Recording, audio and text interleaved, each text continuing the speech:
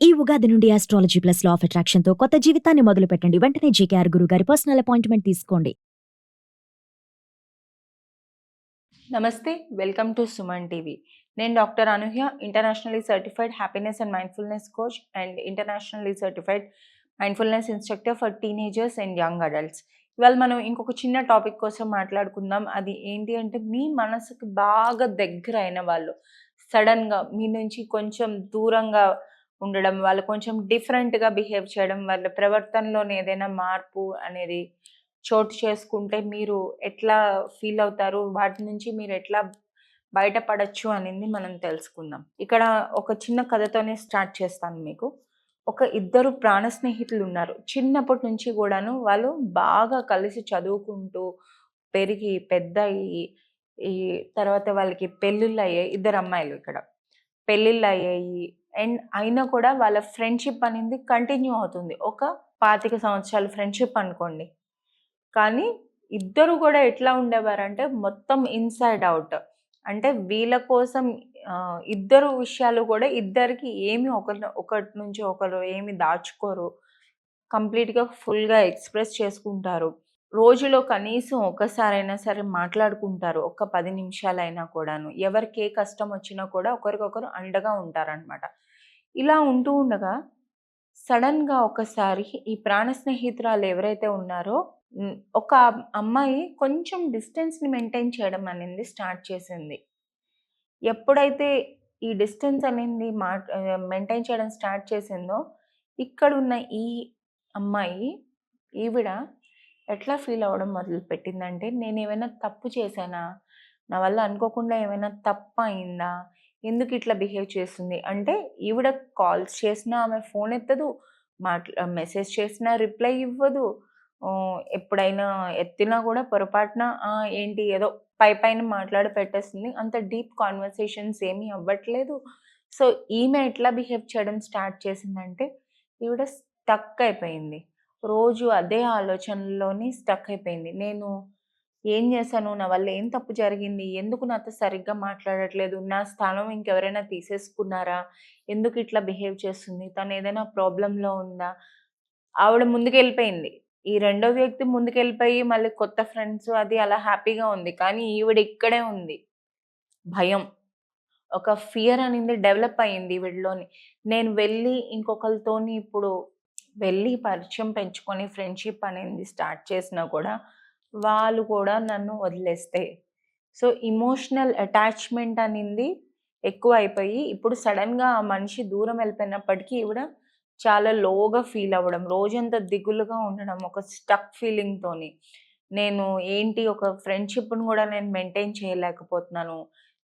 So, ఎక్కడైనా ఒక నలుగురిలోని కలిసి మాట్లాడే ఇది ఉన్నా కూడాను ఈవిడ అస్సలు వెళ్ళి మాట్లాడదు. ఈవిడ చుట్టూ ఎంతమంది ఉన్నా కూడా, ఒక ఫంక్షన్‌కెళ్ళినా కూడాను ఈవిడ మొబైల్ చూసుకుంటూ అట్లానే గడుపుతుంది. ఎందుకంటే లోపల నుంచి విపరీతమైన భయం. నేను వాళ్ళతోని మాట్లాడితే వాళ్ళేమనుకుంటారో, ఎలా ఉంటారో నాకు ఐడియా లేదు. లేదా వీరు కూడా నన్ను వదిలేసి వెళ్ళిపోతే అని ఇందులోని ఆ ఫీలింగ్స్‌తోని అలాగా ఉండిపోయిందనమాట. సో, ఇలా ఉన్నవాళ్ళు చాలామంది ఉంటారు. మనం ఏం చేయొచ్చు? కళ్ళు మూసుకొని మీకు మీరు అడగాల్సిన ప్రశ్నలు ఏంటి అంటే 1. నేను చేసిన తప్పేమైనా ఉందా? సెకండ్, నేనెక్కడైనా తనని నెగ్లెక్ట్ చేశానా? థర్డ్, నేనింకా ఏదైనా చేసి ఉండాల్సిందా? సో, ఈ 3 క్వెషన్‌లు అడిగి మీకు మీరు అడిగి, ఇందులో నిజాలు ఎంత?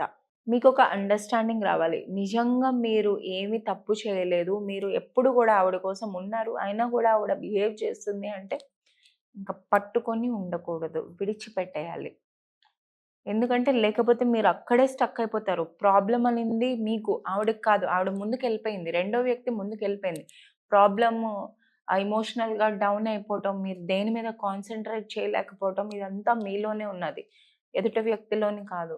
సో, మీరు రిలీజ్ చేసేసేయాలి. ఇందాక చెప్పుకునే విధంగా మనం ఇదివరకు వీడియోలో చెప్పుకునే విధంగా ఒక లేఖ అనేది రాసి ప్రశాంతంగా రిలీజ్ చేసేసేయాలి. నమ్మకం. నేను అండ్ ఎంతవరకు నిజంగా మీ చుట్టుపక్కల ఉన్న వాళ్ళు హ్యాపీగా లేరా మీ వల్ల? ఉన్నారు కదా! ఆ ఒక్క ఆవిడే వెళ్ళిపోయింది. అండ్ జీవితంలోని ఇంకోటి కూడా గుర్తుంచుకోండి, ఎప్పుడైనా మనం ఎదిగే కొద్దీ మనకి పరిచయమైన వ్యక్తులు కూడాను మారుతూ ఉంటారు. దానికి సంబంధించిన వాళ్ళే మనకి కలుస్తూ ఉంటారు. ఒకటే వ్యక్తి మన జీవితంలోని కంటిన్యూయస్‌గా ఉండాలి అని రూల్ ఏం లేదు. అదేవిధంగా ఎదుట వ్యక్తి మీకు అన్నీ షేర్ చేయాలి అని హార్డ్ అండ్ ఫాస్ట్ రూల్ లేదు. ఒక స్నేహ బంధంలో ఉన్నారు అంటే వాళ్ళకి నచ్చితే షేర్ చేస్తారు. లేకపోతే షేర్ చేయకపోవచ్చు. షేర్ చెయ్యకపోతే ఈవిడ ఎట్లా ఫీల్ అవుతూ ఉంటారంటే, ఏమైందో ఏంటో ఎందుకు షేర్ చేయట్లేదు నాకు. ఇది ఓవర్ థింకింగ్‌లోకి వెళ్ళిపోతూ ఉంటారు. నిజానికి మేబీ ఏమీ లేకపోయి ఉండొచ్చు. ఇదంతా మీ ఓవర్ థింకింగ్. సో, ఇదివరకు చెప్పుకున్న విధంగా లేఖ అనేది రాసి దాన్ని విడిచిపెట్టేసి కొత్త స్నేహాలు, కొత్త మనుషులతోని మూవ్ అవ్వడం అనేది చిన్న చిన్నగా స్టార్ట్ చేయండి. తక్కువగా. అట్‌లీస్ట్ రోజుకి ఒక వ్యక్తితోనైనా, అంటే మీకు ముఖ పరిచయం ఉన్న వాళ్ళతోనైనా సరే, సింపుల్‌గా ఒక ఫోన్ కాల్ చేసి మాట్లాడటం. ఇట్లా చేస్తూ ఉండటం వల్ల కొంతకాలం అయినప్పటికీ మీలోని కూడా ఒక కాన్ఫిడెన్స్ అనేది బిల్డప్ అవుతది. ఓకే. నేను కూడా ఎదుటి వ్యక్తితోని సంభాషణలనేవి చేయగలను, మాట్లాడగలను అని. అండ్ తర్వాత ఎప్పుడైనా కూడా ఏ రిలేషన్‌షిప్ అయినా కూడాను, బిజినెస్ అయినా అవ్వనివ్వండి, లేకపోతే కపుల్ అయినా అవ్వనివ్వండి, ఏదైనా ఫ్రెండ్‌షిప్ అయినా కూడా, ఏదైనా కూడా మీ వాల్యూస్, ప్రతి మనిషికి కొన్ని వాల్యూస్ అనేవి ఉంటాయి. వాళ్ళు నమ్మే కొన్ని సిద్ధాంతాలు, జీవన సిద్ధాంతాలు.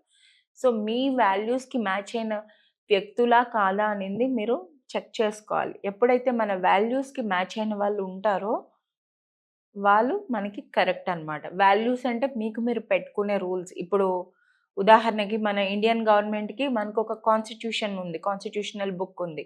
సో, అందులో పెట్టిన రూల్స్, లాస్ ప్రకారం మన ఇండియా దేశమంతా నడుస్తూ ఉంటుంది. అలాగే వాల్యూస్ అంటే ప్రతి మనిషి తన కోసం తను రాసుకునే ఒక రూల్స్ అనమాట. సో, ఎప్పుడైనా ఇద్దరు వ్యక్తుల మధ్యలో గొడవ అవుతుంది అంటే అది వ్యక్తుల మధ్యలో కాదు. వాళ్ళ లోపల ఉన్న కాన్స్టిట్యూషన్, ఆ వాల్యూ సిస్టమ్స్‌లోని గొడవ అవ్వటం వల్ల మనుషులు విడిపోవడం అనేది జరుగుతుంది. సో, ఈ సంగతి గుర్తుంచుకొని జీవితంలో ముందుకు సాగుతారని భావిస్తున్నాను. Thank you.